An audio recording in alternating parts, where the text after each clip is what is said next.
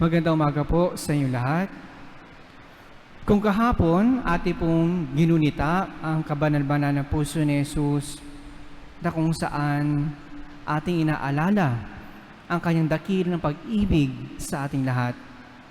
Ngayon naman, bilang sagot sa pag-ibig na ito, ating ginugunita ang kalinis-linis ang puso ni Maria.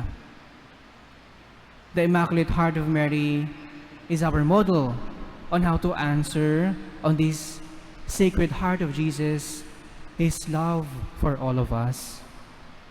Si Maria at ang kanyang puso ang modelo kung paano tanggapin ang bigay na pag-ibig ng Diyos sa atin. Ito ay sapagkat si Maria ay mayroong isang bukas na puso. At makikitang mangyayari lamang ito dahil sa isang pusong nakatuon sa Diyos. Ito ang dulot ng isang pusong sumusunod sa kalooban ng Panginoon na ginawa ng ating inang Maria. Makikita natin sa ating Ebanghelyo na kahit si Jesus ay naiwan, hinanap nila, pero nung kanilang makita at sinabi ni Jesus kay Maria at Jose na ginagawa lamang niya ang kalooban ng Panginoon, tingnan po ninyo ang ginawa ni Maria. Inintindi niya ang sagot ni Jesus at ang ganda ng sinabi sa ating Ebanghelyo. She kept all these things in her heart. Kanya tinanggap ang latang ito sa kanyang puso. Si Maria ay mayroong isang bukas na puso. At dahil doon, kanya nakatagpo ang Panginoon.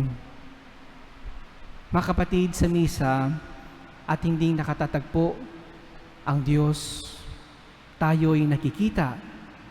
Ang problema, marahil ang iba sa atin ay may kahati ang Panginoon sa ating mga puso.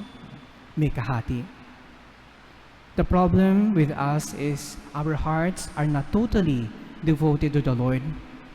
There are things that divide our focus and our love for the Lord.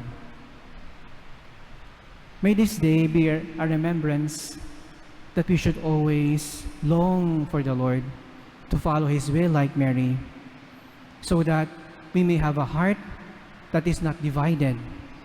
Magkaroon tayo ng pusong hindi hati, kundi isang pusong nakatuon lamang sa Panginoon, bukas sa kanyang kalooban. Para nang sa gayon, sa ating pagsunod sa Panginoon tulad ni Maria, tayo rin ay maging tulad ni Maria na hanggang dulo, kahit na naghihirap na si Jesus, ay kayang tumayo sa tabi ng krus. We may all find ourselves, despite hardships and trials in life, able to stand by the Lord. At ito'y magagawa natin sa tulong ng kalinis-linisang puso ni Maria. Amen.